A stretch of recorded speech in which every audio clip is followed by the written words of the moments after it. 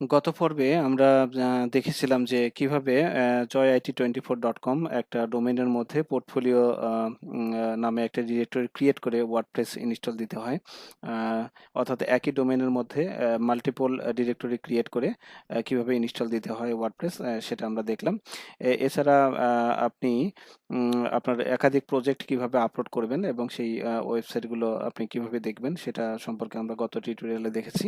তো আজকে আমরা যেটা দেখব সেটা হচ্ছে যে এই প্রজেক্টটার আমি আজকে যেটা আমরা দেখব সেটা হচ্ছে কিভাবে আপনার হচ্ছে ফাইল ম্যাক্সিমাম ফাইল আপলোড সাইজটা কিভাবে ইনক্রিজ করতে হয়। তো সেটা দেখতে হলে আমাদের যে জিনিসটা দরকার এটার আপনার অ্যাডমিন প্যানেলে আগে আমাদেরকে প্রবেশ করতে হবে। সো আমি wp-admin দিয়ে এটা ড্যাশবোর্ডে প্রবেশ করার চেষ্টা করছি। তো এটা ড্যাশবোর্ডে প্রবেশ করতে গেলে আমাকে বলছে যে আই এম নট রোবট, এটা জাস্ট ভেরিফাই করেন। ওকে, নেক্সটে আমরা যেটা দেখতে পাবো যে এখানে আইডি এবং পাসওয়ার্ড দিয়ে আপনার লগ ইন করতে হবে। ওকে, লগ ইন করলাম। লগ ইন করার পর আমরা মিডিয়াতে যাব। মিডিয়ার পাশে এই যে অ্যাড নিউ লেখা আছে, এখানে ক্লিক করব। সো এখানে ক্লিক করার পর আমরা দেখতে পাবো যে এই সাইটে আমার যে হোস্টিং সাইট, সেই হোস্টিং সাইট আমাকে ম্যাক্সিমাম আপলোড ফাইল সাইজ কত এমবি শো করছে। এটা শো করছে 64 এমবি। তো এটাতে যেটা প্রবলেম হয়, আমি 64 এমবি সাইজের বেশি কোনো মিডিয়া এখানে আপলোড করতে পারবো না। ফর এক্সাম্পল, যদি আমরা আমাদের লোকাল হোস্টে কোনো প্রজেক্ট তৈরি করে থাকি, ফর এক্সাম্পল আমি আপনাদের দেখাই। আমি জ্যামটা চালু করে নিচ্ছি। লোকাল হোস্টে আপনার তৈরি করা কোনো প্রজেক্ট যদি থাকে, আপনি ক্লায়েন্টের জন্য লোকাল হোস্টে কোনো প্রজেক্ট তৈরি করেছেন, সেই প্রজেক্টটা যদি আপনি দেখতে চান, আমি দেখাচ্ছি আপনাদের। লোকাল হোস্টে গেলাম, এখানে দেখেন অনেকগুলো প্রজেক্ট করা আছে, যেমন ব্লগ একটা সাইট আছে। সো এই সাইটটা যদি আমরা দেখি এবং এই সাইটে যদি কোনো ব্যাকআপ আপনার নেওয়া থাকে, ফর এক্সাম্পল এই সাইটের ব্যাকআপ আমি নিয়েছি এই যে এইভাবে, এই যে ডাব্লিউপি কন্টেন্ট, এই যে ব্যাকআপটা নেওয়া। ব্যাকআপ কিভাবে নিবেন একটা সাইটের, সম্পূর্ণ সাইটের, সে বিষয়ে আমি আমার চ্যানেলে ইউটিউবে ভিডিও আপলোড করে রেখেছি। আপনি যদি সম্ভব হয় ওটা দেখে নিবেন। তো এরপরে ব্যাকআপ তৈরি হওয়ার পর এই সাইজটা দেখেন যে 115 এমবি। সো এই 115 এমবি সাইজের একটা ব্যাকআপ যদি আপনি আপনার এই সাইটে আপলোড করতে চান, তাহলে এই ফাইল ম্যাক্সিমাম আপলোড ফাইল সাইজের লিমিট যেহেতু 64 এমবি, তো এটা কোনোভাবেই আপনার আপলোড করা পসিবল হবে না। তো তার আগে আমার আপলোডটা কিভাবে করবেন সেটা দেখানোই মূলত এই ভিডিওতে উদ্দেশ্য। তো কিভাবে আপনি ম্যাক্সিমাম আপলোড ফাইল সাইজটা বাড়িয়ে নেবেন, সেটার জন্য আমাদের যে কাজটা করতে হবে সেটা হলো অ্যাপিয়ারেন্সে আমরা ক্লিক করব। অ্যাপিয়ারেন্সের আন্ডারে দেখেন লেখা আছে থিম এডিটর, এটার উপর আমরা ক্লিক করি। থিম এডিটরে ক্লিক করার পর যে জিনিসটা আসবে আমরা একটু ওয়েট করে দেখি। আই আন্ডারস্ট্যান্ড, এখানে ক্লিক করব। তারপরে দেখেন আমাদের 2020 থিম সিলেক্ট আছে। এর আন্ডারে দেখেন থিম ফাংশনস লেখা আছে, এটার উপর আমরা ক্লিক করলাম। তারপরে এখান থেকে একদম নিচে চলে আসব। নিচে এসে এই যে সেমিকোলন যেখানে দেওয়া আছে, এখানে আমরা এটা এন্টার করব, পারলে আরেকটা এন্টার দেন। ওকে, ঠিকঠাক। এবার একটা ফাইল আপনার লাগবে, সেই ফাইলটা পাওয়ার জন্য আপনি এই সাইটে ঢুকবেন, tinyurl.com/required ফাইল। আমি ফাইলটা ডেসক্রিপশনে দিয়ে দিব, ফাইলের লিঙ্কটা। এই ফাইলটাতে আপনি ঢুকবেন। এটাতে ঢোকার পরে আপনি যে ফাইলটা দেখতে পাবেন সেটা হচ্ছে যে ইনক্রিজ ম্যাক্সিমাম ফাইল সাইজ, এই টেক্সট ফাইলটা আপনি ওপেন করবেন। ওপেন করার পর এখানে দেখেন বলে দিয়েছি যে first step, copy the below code to PSP function. অর্থাৎ এই কোডটুকু আপনি হচ্ছে আপনার পিএসপি ফাংশনের মধ্যে কপি করে পেস্ট করবেন। তো এখানে বলা হয়েছে যে ম্যাক্সিমাম আপলোড সাইজটা কত হবে, 1024 মেগাবাইট। দ্যাটস মিন এটা বোঝাচ্ছে যে 1 জিবি পর্যন্ত আপনি আপলোড করতে পারবেন। আপনি যদি চান যে এখানে 10 জিবি, 5 জিবি, 2 জিবি এরকম করবেন বা সামান্য 256 মেগাবাইট করবেন, সেটা আপনার ইচ্ছা। আপনি জাস্ট এখান থেকে শুধু চেঞ্জ করে নেবেন। যেখানে 1024 আছে, সেখানে আপনি চেঞ্জ করে এটা করে দিবেন জাস্ট 300, 200 বা 512 এমবি, যেটা আপনার প্রয়োজন হয়। তো আমি 1 জিবি করে দিতে চাচ্ছি। সো এই কোডটা আমি কপি করলাম, এটা আমার জাস্ট এখানে পেস্ট করব। এখানে পেস্ট করার পর আমরা এখানে আপডেট ফাইলে ক্লিক করব। ফাইলটা আমাদের আপডেট হয়ে গেল। আপডেট হওয়ার পর আমাদের যে কাজটা করতে হবে, পরের ধাপে দেখেন আমি বলে দিয়েছি যে এই কোডটুকু কপি করে আপনি একটা আইএনআই ফাইল তৈরি করবেন। সো php.ini নামে ফাইলটা আসলে তৈরি করবেন।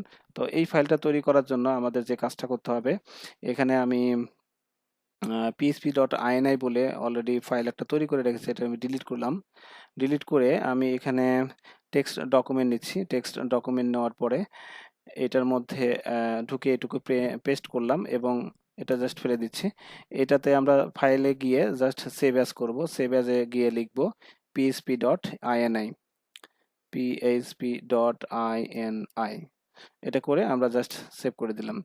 তো সেভ করে দিলে আমরা দেখতে পাচ্ছি যে php.ini নামে ফাইলটা তৈরি হয়েছে। এখন আমাদের কাজ হবে এই ফাইলটা আমাদের প্রজেক্ট ফোল্ডারের মধ্যে আপলোড করা। তো আপলোড করার জন্য আমাদের যে কাজটা করতে হবে, এই আমাদের প্রজেক্ট ফোল্ডারটা দেখেন যে joyit24.com পোর্টফোলিও এই নামে দেওয়া আছে। সো এইটার এই এই প্রজেক্টটা পোর্টফোলিও সাইটটা যে সি প্যানেলে আপলোড করা আছে, সেখানে আপলোড করার জন্য আমরা জানি যে দুইটা উপায়ে আপলোড করা যায়। একটা হচ্ছে আপনি ফাইলজিলা বা কোর এফটিপি সফটওয়্যার ব্যবহার করে, অথবা সরাসরি সি প্যানেলে যে ফাইল ম্যানেজার আছে সেটার মাধ্যমে আপনি আপলোড করতে পারবেন। তো আমার এখানে আপনার হচ্ছে ফাইল জেলা যে সফটওয়্যার সেটা দিয়ে আমার সাইটটাকে অলরেডি কানেক্ট করা আছে। তারপর আমি 21 দিয়ে কুইক কানেক্টে ক্লিক করলাম। আমার host name, user ID, password এগুলো আগে থেকেই এখানে জাস্ট সেভ করা ছিল। আমরা এটা দেখি, এটা কানেক্টিং, হ্যাঁ এটা কানেক্ট হয়ে গেল। এখন এখান থেকে আমাদের যে আমরা রুট ডিরেক্টরিতে আছি এবং এখান থেকে public_html এই ফোল্ডারটা আমাদের খুঁজে বের করতে হবে। খুঁজে বের করার পর আমরা যে প্রজেক্টটা তৈরি করলাম পোর্টফোলিওর মধ্যে, সে পোর্টফোলিওর মধ্যে ঢুকলাম। ঢোকার পরে এখানে যে ফাইলটা দেখতে পাচ্ছেন এই সেম ফাইলটা আমি এখানে আপলোড করব। তো তার জন্য আমার এই বাম পাশে কিন্তু এই ইন্টারফেসটা আমাদের কম্পিউটার ইন্টারফেস ইন্ডিকেট করে। তো আমি আছি এখন হলো ডি ড্রাইভের মধ্যে। তো আমি php.ini ফাইলটা জাস্ট ডি ড্রাইভের মধ্যে আগে কপি করে নিয়ে আসি, তাহলে আমাকে ডেস্কটপে ব্যাক করা লাগবে না। আদারওয়াইজ আমাকে ডেস্কটপে ব্যাক করতে হবে। সো আমি এখানে php.ini ফাইলটা এখানে মানে জাস্ট কপি করে রাখলাম। সো এবার যে কাজটা করব, ফাইল জেলার মাধ্যমে এটা আপলোড করব। সো আমি এবার নিচের দিকে আসি, একটু রিফ্রেশ করতে হবে এটা। এই যে দেখতে পাচ্ছেন php.ini ফাইল, এই ফাইলটাকে আমি টেনে ধরে এখানে আমার সার্ভার যেখানে প্রজেক্টটা আছে সার্ভারে, সেই প্রজেক্টের মধ্যে আমি এটা ছেড়ে দিলাম। সো এটা হয়ে গেল। এখন প্রজেক্টের মধ্যে দেখেন যে .htAccess বলে একটা ফোল্ডার আছে। এই এই ফাইলটা সরি এই ফাইলটা নিয়ে আসতে হবে। এই ফাইলটা আমি জাস্ট ডাউনলোড করে নিচ্ছি। ডাউনলোড করার পরে এই ফাইলটা জাস্ট আমি এখান থেকে ওপেন করব। ওপেন ও সরি আপলোড করব না, আমি রাইট ক্লিক করলাম এবং এটাকে এডিট করব। এডিট করতে গেলে ডিফল্ট এডিটরেই আমি জাস্ট ওপেন করছি।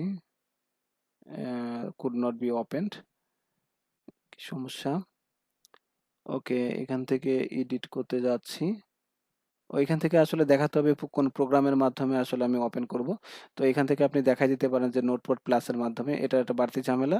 বেটার হয় আমি যেখানে ডাউনলোড করেছি সেখান থেকে, যে এটা ডাউনলোড করেছি এটাকে জাস্ট ওপেন করে নিলাম। ইন্ট ওয়ার্ডপ্রেস যেখানে লেখা আছে এইখান থেকে আমি জাস্ট কপি করে নিতে পারি আমাদের যে মূল ফাইলটা ছিল। আমি আপনার দেখাচ্ছি কোন কোডটুকু আপনি কপি করবেন। কপি করবেন হচ্ছে থার্ড স্টেপে আমরা আছি। থার্ড স্টেপে হচ্ছে এইটুকু জাস্ট কপি করে এখানে আমাদের দেওয়া আছে আসলে 512, কিন্তু আমরা 1024 চাচ্ছিলাম। তো আমি এডিট করে নিব। আমি এটা এডিট করে নিব। আপনাদের পরবর্তীতে আপনারা ওখানে 512-র পরিবর্তে 1024-ই দেখবেন। সো আমি এটা জাস্ট পেস্ট করলাম। 1024, এটাও চেঞ্জ করে 1024 দিব।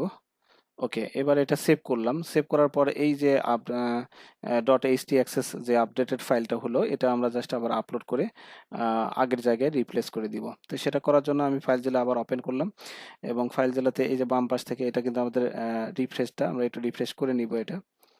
ওকে, রিফ্রেশ হয়ে গেল। এখন এই ফাইলটা আমি এখানে আপলোড করে দিব। আপলোড করলে এখানে আমাদের বলছে যে ওভাররাইট হবে কিনা, ওকে করে দিলাম।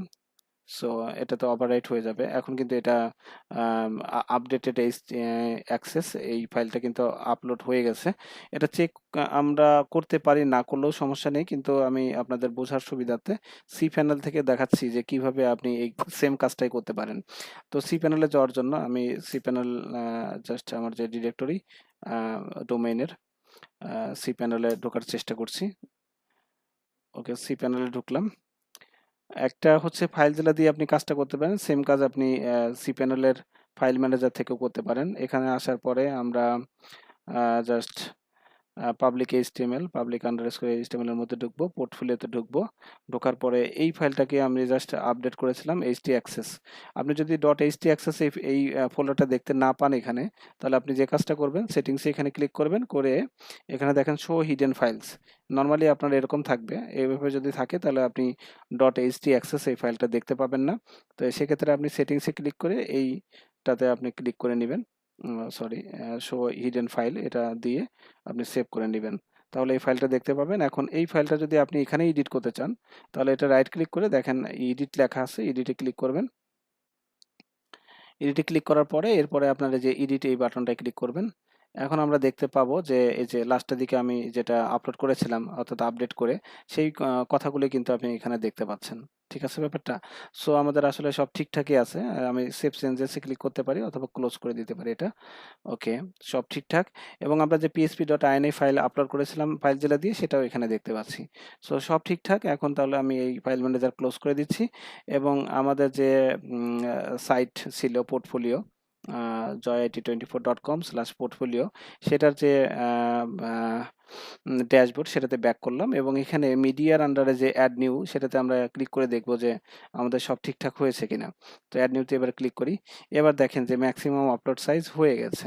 আগে এখানে ছিল আপনার 60 মেগাবাইট পর্যন্ত আমি সর্বোচ্চ আপলোড করতে পারতাম, বাট এখানে আমাদের কি যে 1 জিবি পর্যন্ত এখন আপলোড করতে পারবো।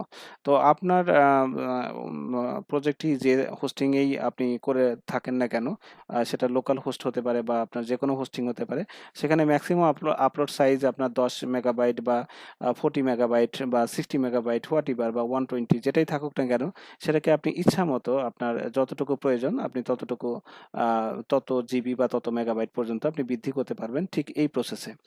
তো আশা করি আপনি ভিডিওটি দেখে উপকৃত হবেন। আর যদি ভালো লেগে থাকে তাহলে আমার চ্যানেলটি সাবস্ক্রাইব করে আমাকে সাপোর্ট করবেন। সেই পর্যন্ত সবাই ভালো থাকবেন, রুমে থাকবেন, যেহেতু এখন করোনা ভাইরাসের সমস্যা। ইনশাল্লাহ বেঁচে থাকলে আবার দেখা হবে। ভালো থাকবেন সবাই। আল্লাহ হাফেজ।